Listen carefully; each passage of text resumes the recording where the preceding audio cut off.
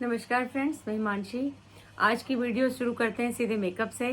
Makeup का हमने 2 step कर लिए हैं, अपनी स्किन के बारे में जान लिया है और हमने अपना CTM यानी क्लींजिंग, टोनिंग और मॉइस्चराइजिंग कर लिया है।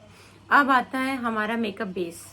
मेकअप बेस के बारे में मैं आपको बताऊंगी कि क्या क्या चीज़ें आपको चाहिए अपने मेकअप के लिए जब आप अपना कर रहे हैं, या फिर एज ए प्रोफेशनल भी जब हम मेकअप करते हैं तो हमें उसके लिए कितनी चीज़ों की ज़रूरत होती है। तो सबसे पहले मेकअप में आता है मेकअप बेस, यानी हमारे फेस की सेटिंग अगर हमने ठीक कर दिया, हमारे फेस के पैच, हमारे फेस का अनइवन टोन को ठीक कर लिया, तो हमारा 50% मेकअप वहाँ कंप्लीट हो जाता है। यानी कि हमारा बेस हमारा तैयार करना बहुत ज़्यादा इम्पोर्टेंट है। और हमारी मॉइस्चराइजिंग तक बेस हो गया है, तो पहले तो देख लेते हैं कि बेस को एक अच्छा बेस रेडी करने के लिए हमें, अभी अपने लिए बात कर रहे हैं, हम किसी क्लाइंट के ऊपर बात नहीं कर रहे हैं, एक अच्छा बेस अपना बनाने के लिए हमें क्या क्या चीज़ें चाहिए। तो सिंपल वे में सब जानते हैं, हमें एक फाउंडेशन चाहिए और कंसीलर भी कई लोग यूज़ करते हैं और फेस पाउडर चाहिए। अब मैं इसे आपको थोड़ा सा प्रोफेशनल तरीके से बताती हूँ। हाँ, हमें फाउंडेशन चाहिए। ये देखिए, मैंने फाउंडेशन रखे हुए हैं अपनी स्किन टोन के हिसाब से, और एक बेस किट रखी हुई है। यानी ये बेस किट प्रोफेशनल नहीं, ये बेस किट मेरी पर्सनल है। यानी आप समझिए कि एक पर्सनल बेस किट भी हर किसी को जो अपना एक मेकअप अच्छा चाहता है उसको चाहिए। इस बेस, क्योंकि हमारा कभी भी हम देखिए फाउंडेशन लेते हैं, फाउंडेशन हमारा एक ही टोन होता है, ठीक है। जो भी इसमें शेड है हमारी स्किन का वो एक ही है, उसमें कोई मिक्स लाइट या डार्क नहीं है। बट जो हम बेस किट लेते हैं, ये देखिए मैं जो ये बेस किट ली हुई है, इसमें हमारे, ये मेरी 5 शेड की बेस किट है। तो इस तरह से कम 3 या 5 शेड की मेरी ये मेकअप स्टूडियो की बेस किट है। ये मेरी अपनी पर्सनल है, क्लाइंट वाली नहीं है। वो मैं आपको अलग से पार्लर में दिखाऊंगी क्या है, और उसके बारे में अभी जब मेकअप्स वगैरह होंगे तो मैं को अगर उसमें लाइव आपको मिलेगा डेमो का, तो मैं मौका मिलेगा तो वो भी करके बताऊंगी। मौका मिलेगा से मेरा मतलब है कि हर कोई क्लाइंट पसंद नहीं करता कि उनके ऊपर वीडियो बना के किया जाए। तो अगर पर मैं दिखाना चाहूँगी आपको लाइव कि कैसे एक नेचुरल हम बेस को तैयार करते हैं, ठीक है।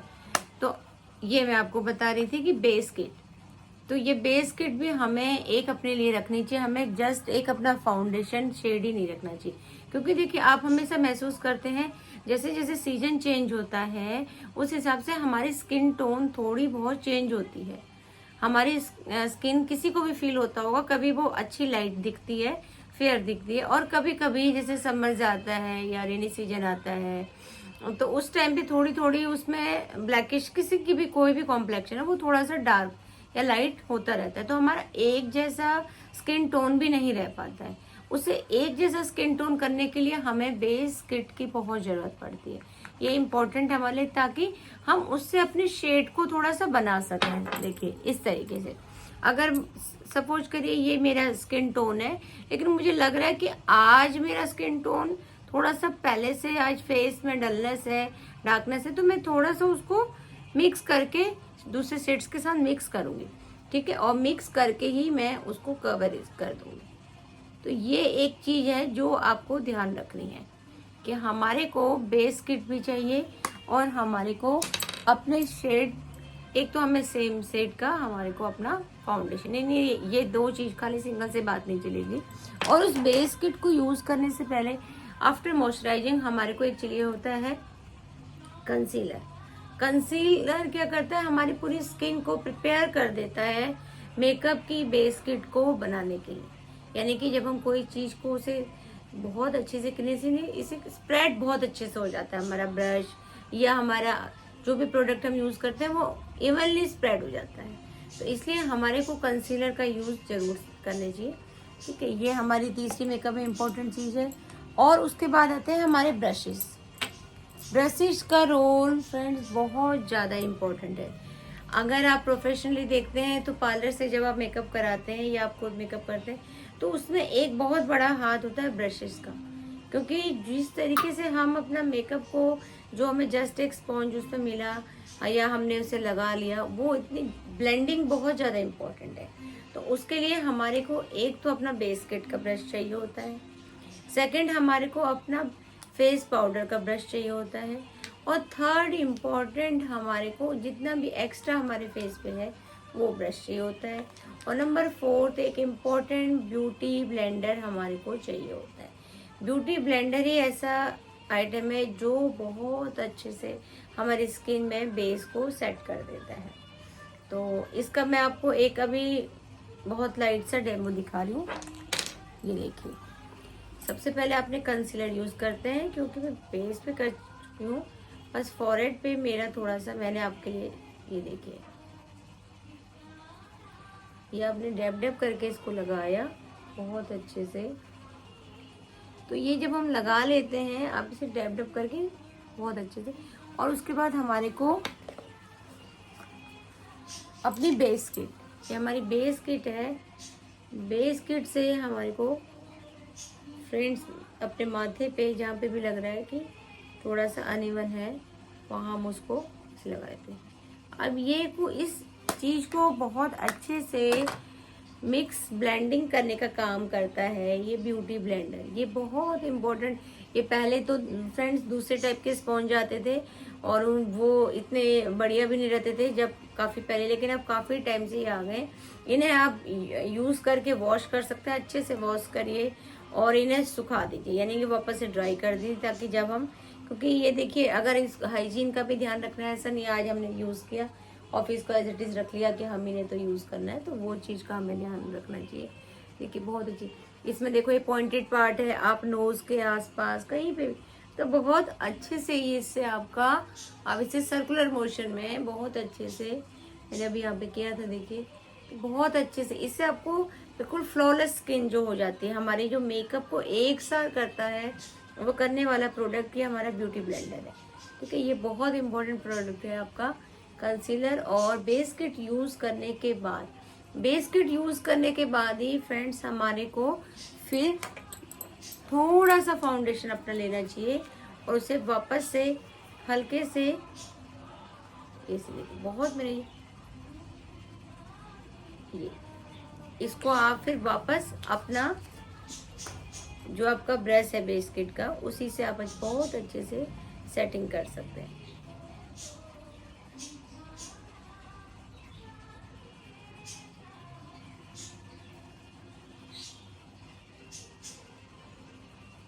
कि जब एक बार आप इससे सेटिंग कर लेते हैं फिर उसके बाद आप ब्यूटी ब्लेंडर चलाएंगे वापस से। ये देखें, तो जितना भी एक्स्ट्रा होता है आप देखेंगे वो सब आपको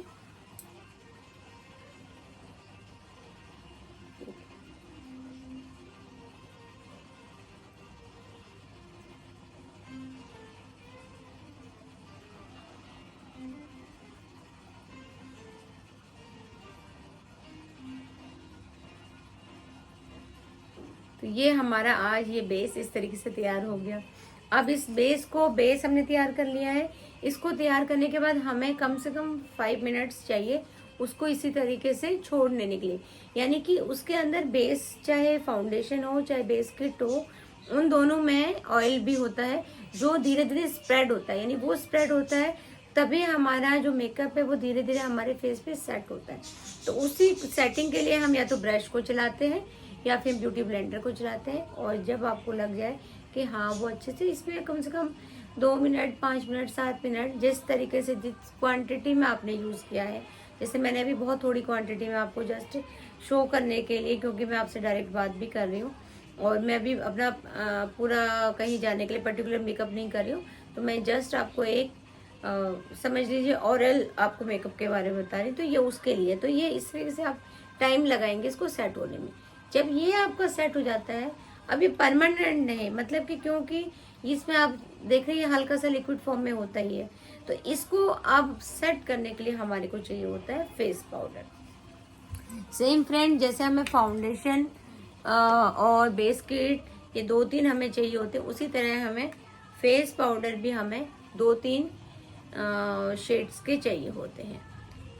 अब क्योंकि अब हमने देखा है कि आज कभी हमने बेस हमें ज़्यादा बनाना पड़ा क्योंकि हमारी स्किन डार्क थी, कभी हमारी स्किन बहुत अच्छी थी, लाइट थी, हमें लाइट ही बनाना पड़ा, तो उसके हिसाब से भी हम थोड़ा सा शेड चाहिए। अब इसमें क्या होता है कि जब हम इसके ऊपर अपने ये यूज करते हैं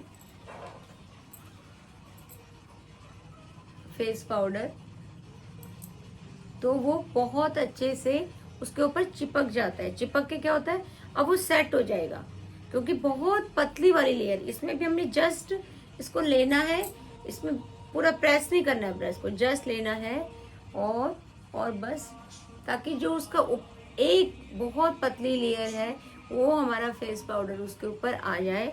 यानी अब हमारे मेकअप के ऊपर कोई और चीज नहीं चिपके। यानी आप बाहर जाते हैं, कोई अब मार्केट में, बाहर है, फंक्शन में, तो आप कोई और आइटम आपके आगे, क्योंकि अगर आप सीधे जैसे गीला फेस होता है, कुछ भी उड़ेगा तो उस पर चिपकेगा। सेम यही कंडीशन अभी फाउंडेशन या बेस किट के बाद है। अब हम फेस पाउडर लगा के उसको क्लोज कर लेते हैं। अब हमारा इसके बाद हमारा कोई भी ऐसी चीज नहीं रहती कि हमारा मेकअप अब खराब होगा। अब हमारा मेकअप बिल्कुल सेट हो चुका है, नेचुरल बन चुका है, और हमारा स्किन टोन भी बहुत अच्छा हो गया। अब हमारी ब्यूटी एकदम से निखर के आ रही है, क्योंकि अब हमारा फाउंडेशन सेट हो गया और फेस पाउडर ने उसे बिल्कुल अच्छे से मर्ज कर लिया है।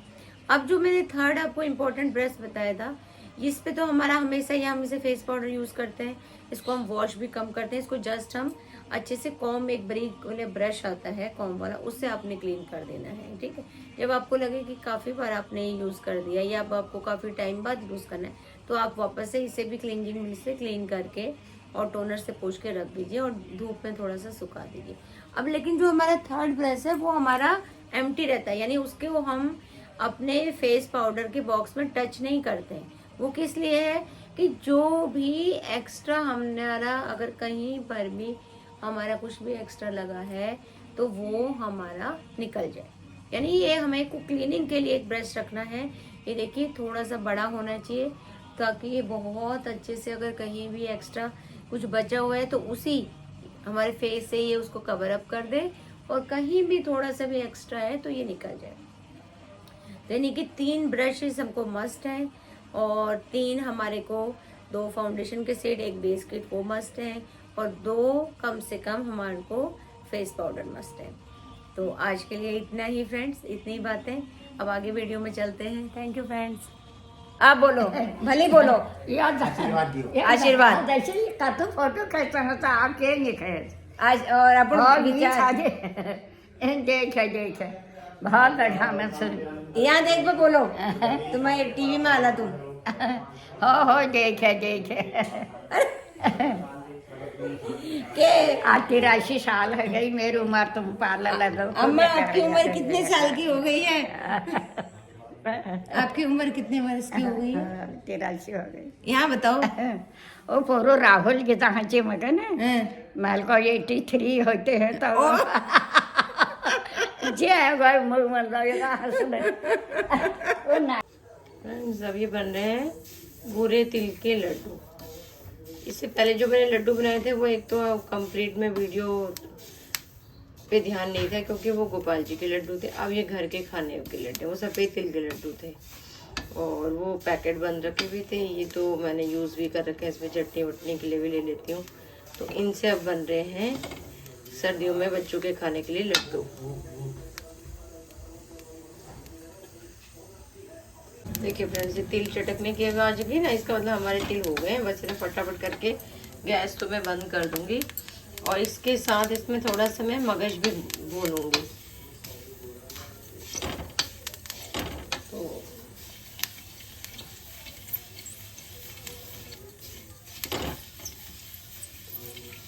बहुत बढ़िया से हो गए। अब इन्हें निकाल दूंगी, थाली में रख के इन्हें होने दें ठंडा। ठंडा होके इनको पीस लेंगे,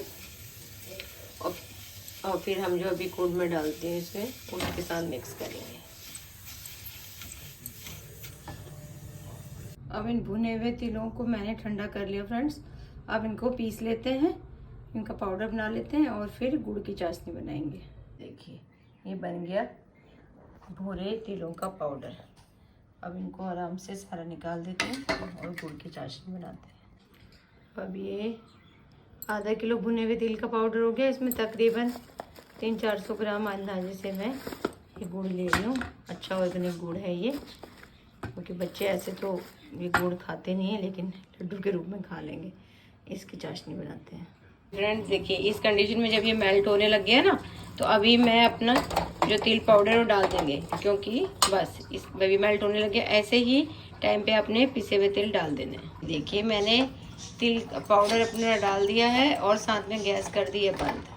बस अब ये इसके साथ पूरा अच्छे से उसको मिक्स कर रही हूँ, और जैसे ये हल्का पकड़ने लायक हो जाएगा तो हम इसके लड्डू बनाने शुरू कर देंगे। अब फ्रेंड्स मैं ये लड्डू को बना रही हूँ। देखिए भूरे तिल का कैसा हो रखा है। हमारे गांव में तो ना काले तिल होते हैं ज़्यादातर, तो बिल्कुल ब्लैक, जेट ब्लैक, तो उनके बनाती थी मेरी मम्मी। मतलब कि हमने बचपन में, मैं अब तो भूरे जो है ससुराल की तरफ के तिल भूरे होते हैं, लेकिन मायके की तरफ के ज़्यादातर काले होते थे, और पहाड़ों में हमारे ज़्यादातर काले तिल होते हैं।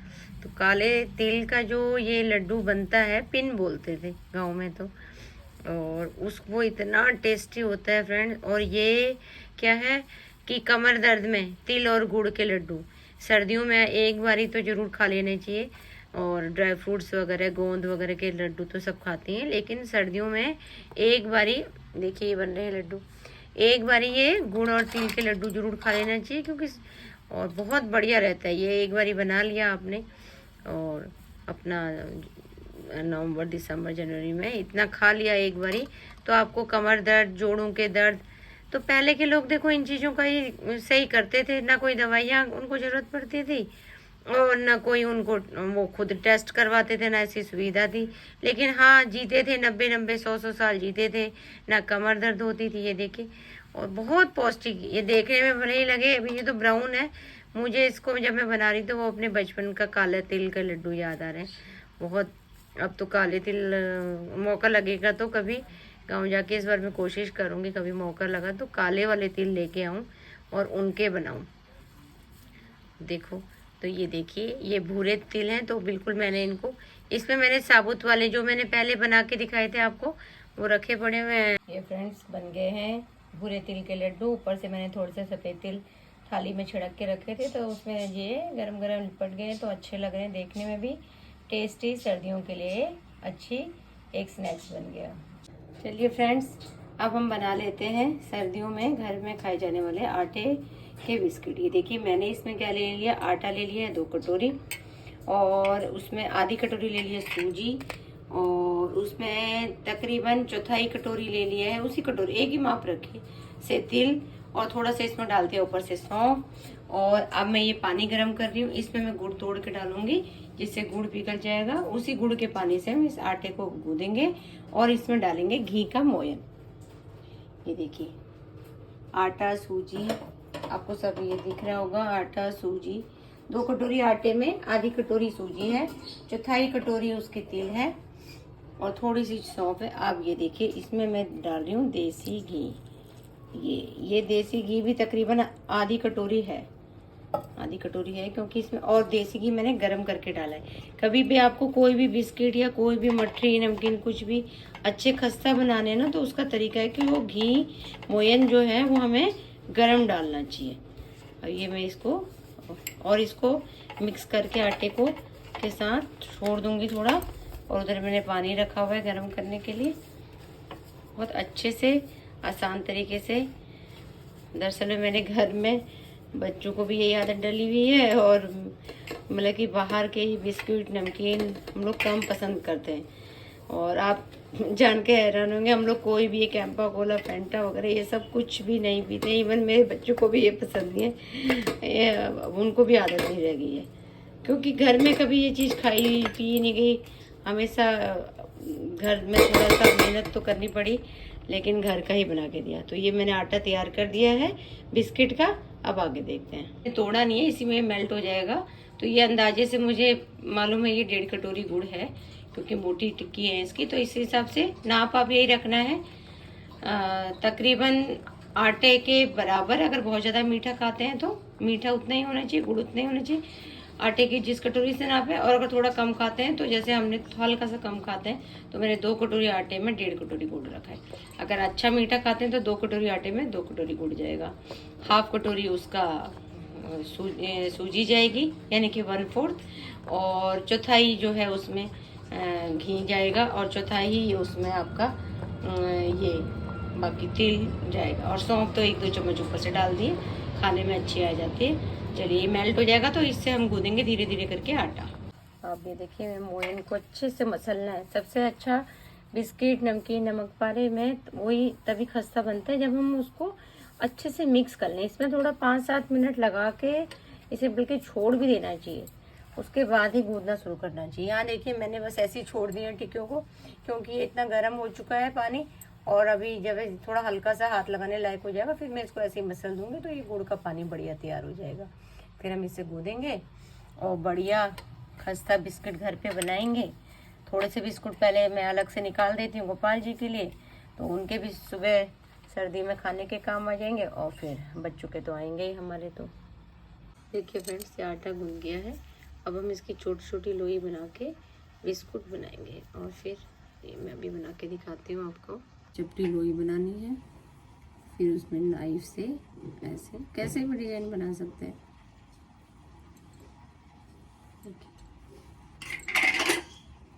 देखिए आप इसमें ऐसे गुड्डे बिस्किट वाला डिजाइन भी डाल सकते हैं। देखिए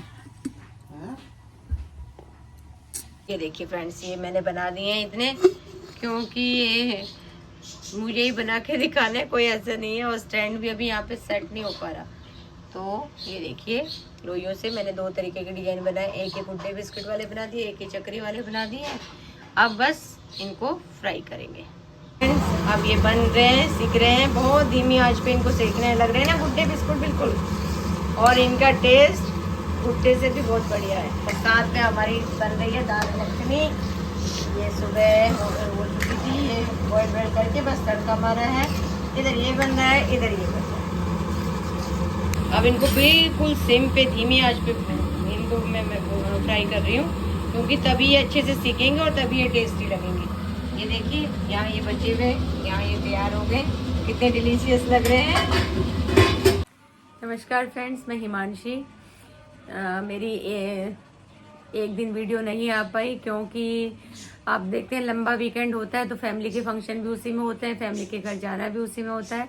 तो ये लंबा वीकेंड में जो है फ्राइडे, सैटरडे, संडे, मंडे बहुत बिजी शेड्यूल रहा।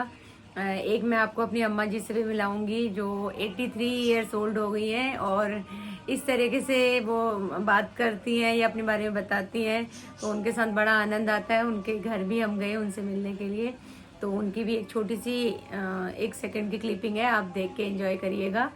और आज की वीडियो में मैंने घर पे एक आटे के बिस्कुट बनाए बच्चों के लिए, तो वो आपको अच्छे लगे बताइएगा। और एक तिल के लड्डू बनाए हैं, पूरे तिल के लड्डू। और मेकअप की क्लास में आज मेकअप का बेस के बारे में देने की जानकारी दी है। ये वीडियो आपके लिए कितनी फ़ायदेमंद है इसके मुझे इसका सुझाव दीजिए। और मेरे चैनल को प्लीज़ अगर आपको अच्छा लगे लाइक करिए, शेयर करिए, कमेंट्स करिए। और इसी तरह मेरा हौसला बढ़ाने के लिए बहुत बहुत धन्यवाद फ्रेंड्स। Thank you.